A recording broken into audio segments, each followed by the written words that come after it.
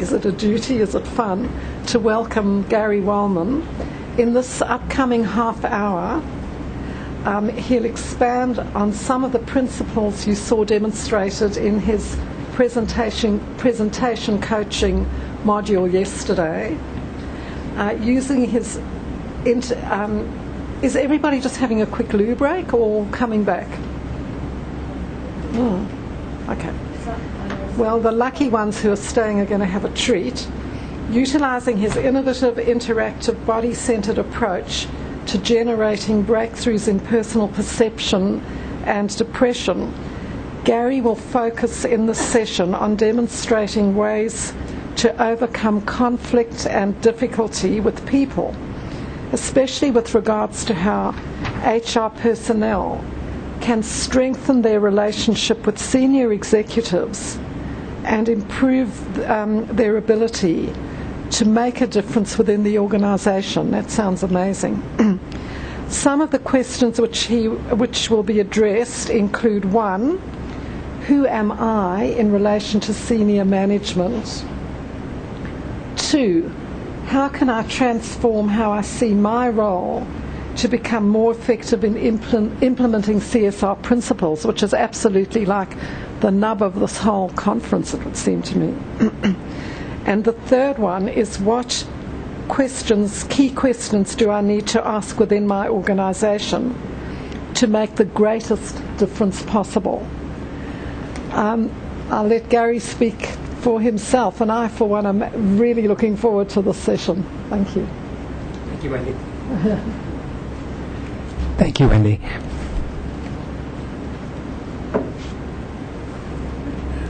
This is going to be a bit challenging for me to stay focused on this microphone. I understand all these events are being recorded, so we'll have to practice movement within stillness here. For those of you that were yesterday at my presentation who did not get one of these handouts, here they are. From my hand to yours. If anyone else is interested in the handouts in an electronic version, email me and let me know, and I can also send them to you to share with your peers. The handout is also a smaller version of the workbook, of which the speech cycle template is in full living color and a little bit more in depth, which you can see on your way out. I leave it by my station today, sharing with Ebar here with Joe, who's sitting in the front row. This has been a spontaneous invitation. I was not planning to do this, and this was, as you know, in the Human Resources stream, to be led by Kirian Withers, who unfortunately can't make it here this morning.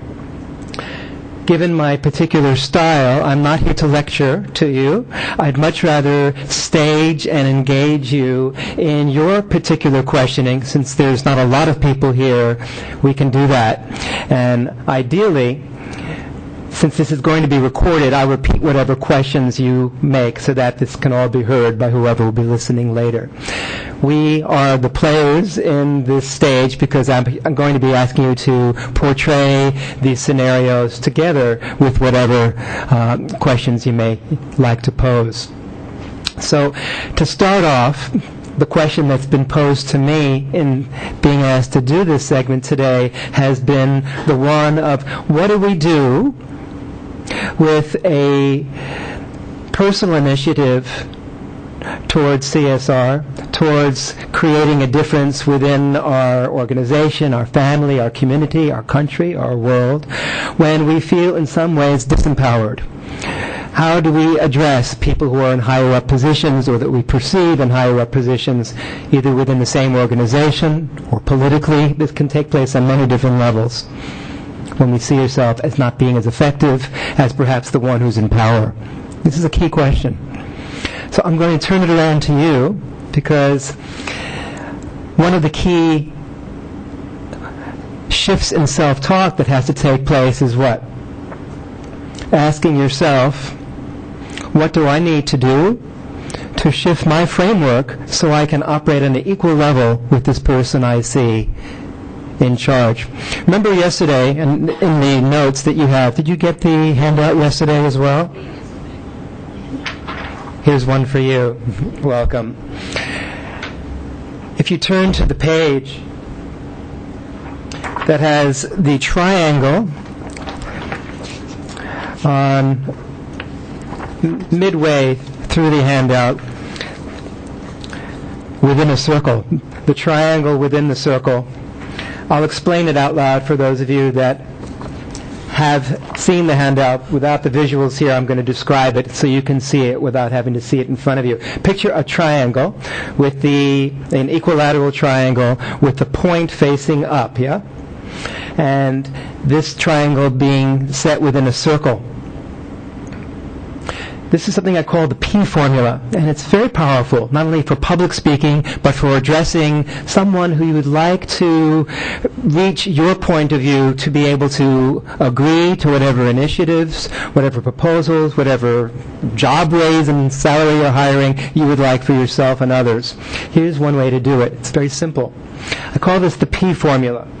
PEA. P being the point at the top of the apex, standing for principle, standing for policy, standing for points that you're making. E, on one of the apexes below, stands for example. What personal example will illustrate your point? It's not enough to say, I need this raise, we need many more people in diversity and a variety of different populations within our employees in the organization without having some backup material. Ideally, that involves one or more, ideally as many as possible of all the senses you can include: seeing, hearing, feeling, tasting, all the different senses as possible. That's the E. And then the A is the application. From your perspective, from the audience perspective, what's in it for me? Often that's what's left out. Now, if we look at this a little bit more carefully, when you're approaching someone who you may see in a higher up position, the way to encourage agreement with this person is not to focus on the examples, what I believe, or what may be true out in the field, and not to focus only on the application, what may be true for you, but to start off with the P. Why do I say that? P is what we agree on. Those working principles that allow us to be able to work together in the first place. Those policies that allow us to work together within the same company. Those points of view that we share that allow a certain series of belief systems, and including prejudices and biases in our own internal culture that we are telling the same story about to be able to work here together. So look at it more carefully. I, the example, plus you, the application, equals we. Each one needs each other, but without coming to the we first, there's often a form of confrontation and a form of me versus you that takes place. Does this make sense to you? It's a bit abstract the way I'm talking. So give me an example. Can you think of an example? I'd like to take one that means more to you. I want to apply this to your situation. Okay, so persuading our CEO that he needs to champion a transformational exercise with his leadership team so that they get sustainability in that parts. Would you say that into the microphone here so this can be heard later by the audio? I'm not sure I'm going to get all those words as well as you can say them. I said persuading the CEO that he needs to champion an exercise to take his group of direct reports through a transformational exercise so they get sustainability in a heart space, not just head. Now, what I'm going to ask you to do is to actually stage this, because I don't feel like I can tell you the right answer, but I can show you a way that can be done in interacting. You've obviously had some experience, not necessarily successful, in speaking to, is it your own CEO of your own organization? Yeah, my organization. That's what I'm thinking, yes. In this room, for purposes of making this an interactive scenario, of which we'll all learn more than me telling you an answer, because that's not where I come from at all, would you pick someone here in this room who would be willing to be the CEO? Who could that be here? Male or female? My CEO. James, how about you? Is it a man in that role? Okay, we have one man in the room who I see is eager, and he's in the front row, raring to jump out of his seat. Yeah. For this exercise, it's good that you come up here by the microphone because this will be heard later. We'll be staging this together. This is the only microphone we have, isn't it? That's okay. Coming closer.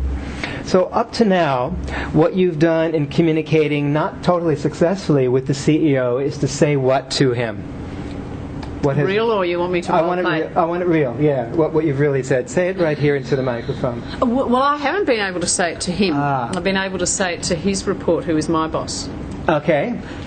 And so to which apparently he has signed off that there's a transformational program, and I said, what does he understand transformation means? And the person in between us said, I'm not sure. So that's as far as we've got. Okay. So this is so what we have to do territory. We have to do is we're going to have you play two roles now, not only the CEO, but one step down as well. This is what's been missing. You can't go to the top without having the segue to the top. And the I don't know is not good enough, is it? It's just not good enough. So coming closer to approach now the position of your being the CEO on one level down, and simply saying the words, asking the question, what has the top boss been willing to see happen? You say, I don't know. The words I don't know are important here. Go ahead. I don't know. I don't know. Let's see now what you approach him differently about than you did before, because you stop there. You don't know what to do at this stage. Okay. Any ideas from you about what you might recommend? Speak up. I need to go and speak to the CEO. To go above him. That's, He's gone from a principle base. So from a principle base, it would be we both believe this needs to happen. Like he and I. Teamwork. We're going to come in and we're going to team together. Yeah. This is very powerful. So what do you? So I need to say, well, what I need to understand. What does he understand a transformation? So that I okay. check. Now we're going to ask the question. We're going to do this that you can feel it in your body, not just do it in an abstract, intellectual way. Coming a little closer to the microphone and saying, there you go. And asking the question fresh. Remember, it's always the first time. Go ahead. Which question? The question that you already asked, but now asking him the question that you would otherwise ask the higher up man. Exactly. I'm not sure I'm totally getting what you mean. The question that you wanted to the man who's in the top to answer. So I'm asking. So what do you understand a transformational program to be that you have signed up these CEOs to? Say whatever you like. Pretend you're in his shoes. Feel what it would be like to perhaps stand in his body. He's quite evolved, this guy. Okay. So he probably wouldn't have his arms crossed. Right. He probably would. Well, maybe he would. I don't know. No, he'd be like this, just as she's doing, strutting his stuff. So whatever that means to you, you're strutting your stuff, and you're talking on the feeling of you two are on the same team. You are now working together. You're working together. There's no interruption. There's no negativity. There's no disbelief. Now you come closer to a sense of here's how we can do this together. Okay. Speaking out loud now. What you might say. I think it's a great opportunity for the business to move forward and try and bring in some fresh ideas and new ideas and maybe change the status quo. So maybe we could approach the CEO together and see if we can influence him that way. What's happening here? He's giving the solution. The solution is coming together as a stronger we than isolated individuals speaking on behalf of the entire organization. He's going to listen much more easily to two of you coming in force than either one of you individually. He has to. It means he has to somehow save face and also be exposed to more people being involved. What he'd really say is, no, don't you worry about it, I'll talk to him. Is that what he would really say? And he didn't yet talk to him. Right? No, he's talked to him at one level. Right. But, but I don't think...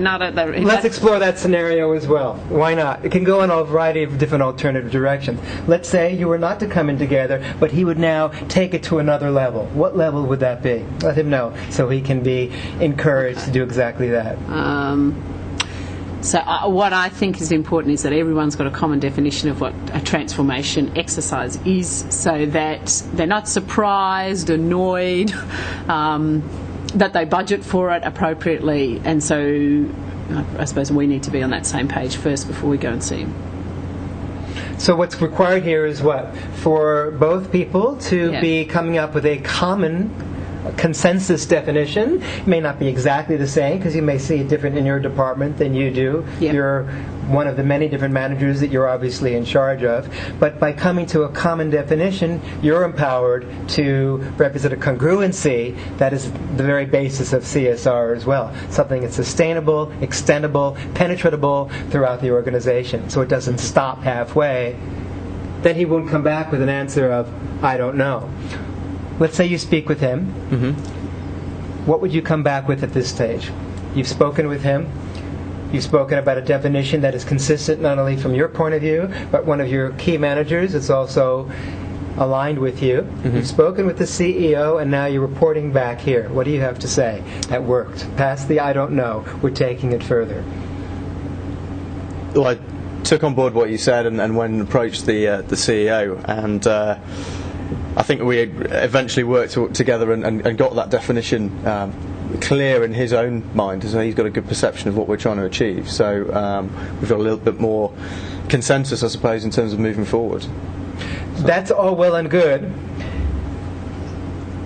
So I wasn't exactly sure yesterday when I was describing the speech cycle template. Remember, for those of you that were there, at the beginning of any presentation, whether it's a talk with a one-to-one or to a larger group, it's not enough to be able to describe, well, I did the work, I described some key points, and he has now a different perspective. What does this end with?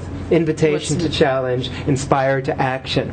What action step is he ready to take? This is what's necessary for anything to happen. Otherwise, it remains as a good idea on some shelf somewhere. Yes. Okay? So what action step is he prepared to make? This is for you to communicate now. So he's prepared now to meet with us, and we can have a platform to actually explain to him what we're hoping to achieve and get him on board. So I'm struggling to understand what you're suggesting to do differently. So what any of these two approaches are fine. Okay.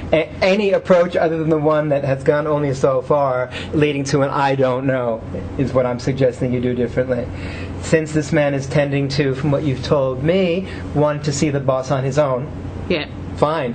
Come to that common definition together. And let him go off and do it. That's fine. And then he's coming back on stage 2 and saying, now the man on top is ready to see us both together. Yeah. Could that happen? Might that happen? Yeah. Okay. Yeah, that would happen. Thank you very much. Thank you both. Question? Comment? Yes. What you're suggesting is that because Anne can't get to the chief executive, she actually has to go to her leader. Because she can't speak to the person on the top, she has to speak to someone midway. That's right. Actually,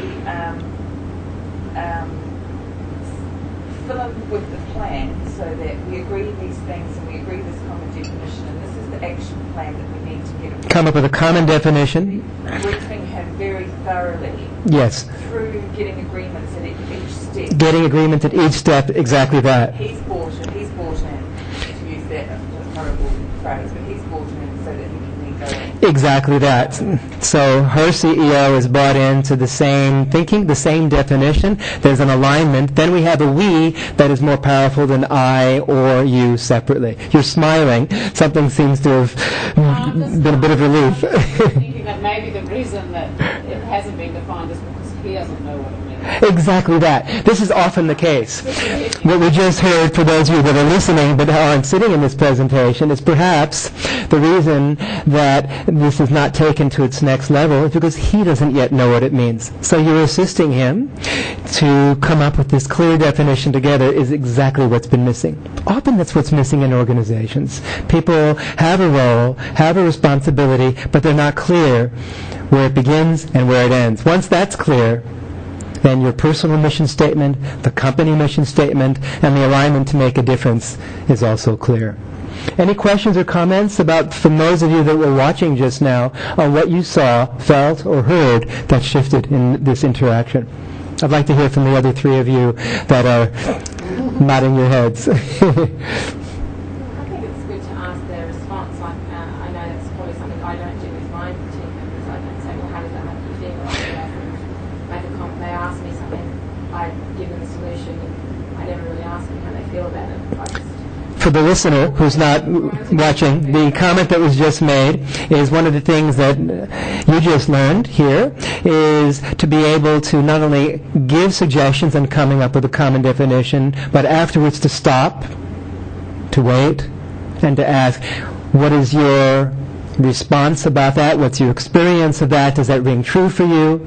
Would you adjust it in any way? Would you edit it? Would you add something, delete something, or change, modify it in any way? And then you truly have an alignment rather than persuading someone with your point of view and then they walk away and go, wait a minute, that doesn't coincide with what I've been believing because I had no chance to speak. So that's very important to encourage more of an active listening. Wendy, how about you? What I liked about that was, I think often what we do in an interchange, especially if we have a fixed idea of how it usually is we stop short of saying what we want to say and expressing how we're feeling about it. So I would guess that Anne would have felt, oh no, that's really disappointing, and just give up. And what this did was to say that that doesn't have to be the case. And by her pursuing the discussion and engaging the other person, she's taken it a whole level further. And so it looked like a productive, useful exercise.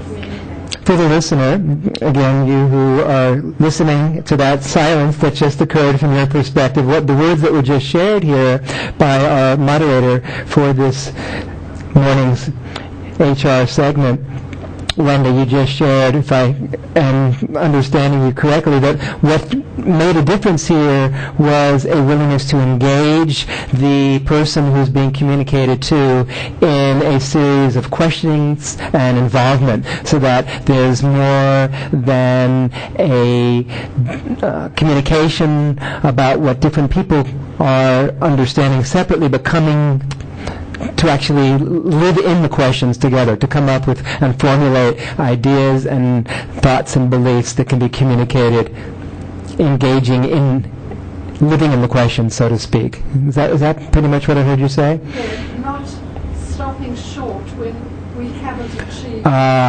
Not stopping short when we haven't achieved what we intend to achieve. Going further and seeing a different approach, a different questioning, a different listening.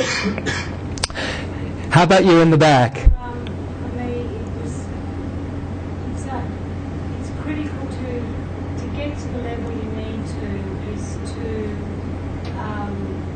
understand the commonalities and common ground. Yes. Start point. And I think too often we what's the word?